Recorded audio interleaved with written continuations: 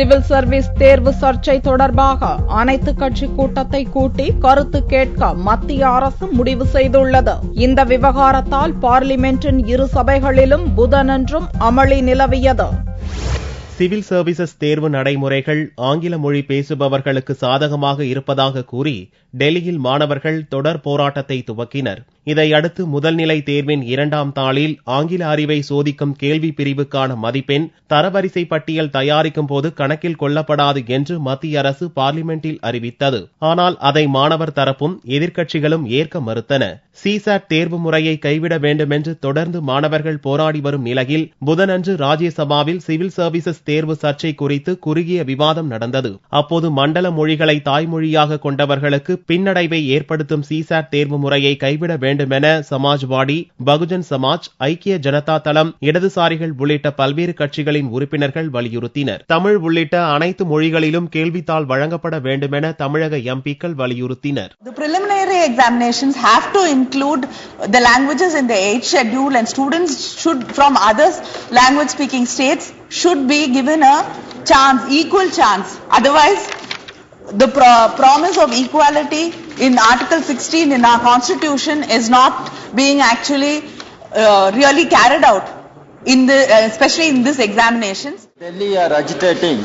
The students in Chennai are also agitating. It is a serious issue. The parliament has to consider this issue comprehensively. UPSC being an autonomous body, it has scheduled the examinations on 24th August. Now we will have to take a view on this issue.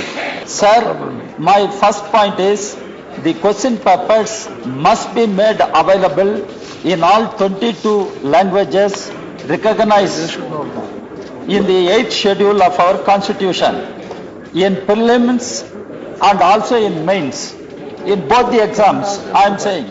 விவாதத்துக்கு பதிலளித்த மத்திய அமைச்சர் Prakash Javadekar, civil services தேர்வு சர்ச்சைக்கு தீர்வு காண அனைத்து கட்சி கூட்டத்தை கூட்ட அரசு முடிவு செய்திருப்பதாக கூறினார். ஆகஸ்ட் 24ஆம் தேதி சிவில் சர்வீசஸ் தேர்வுக்கான முதல்நிலை தேர்வுகள் நடக்கவிருப்பதை சுட்டிக்காட்டிய பிரகாஷ் ஜவ்டேகர், ஏற்கனவே அரசு அறிவித்த மாற்றங்களுடன் முதல்நிலை தேர்வு சுமூகமாக நடக்க அனுமதிக்க வேண்டுமென போராடி வரும் மாணவர்கள் மற்றும் அனைத்து கட்சிகளுக்கும் வேண்டுகோள் விடுத்தார்.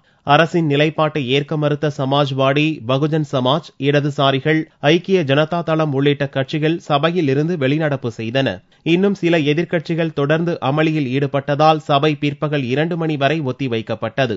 சிவில் சர்வீசஸ் தேர்வுக்கான நடைமுறையில் இருந்து சிசாட் தேர்வு முறையை நீக்க வலியுறுத்தி லோக்சபாவிலும் எதிர்க்கட்சிகள் புதனன்று போராட்டத்தில் ஈடுபட்டன. இதனால் உண்டான கூச்சல் குழப்பத்தால் லோக்சபாவும் பிற்பகல் வரையில் ஒத்திவைக்கப்பட்டது.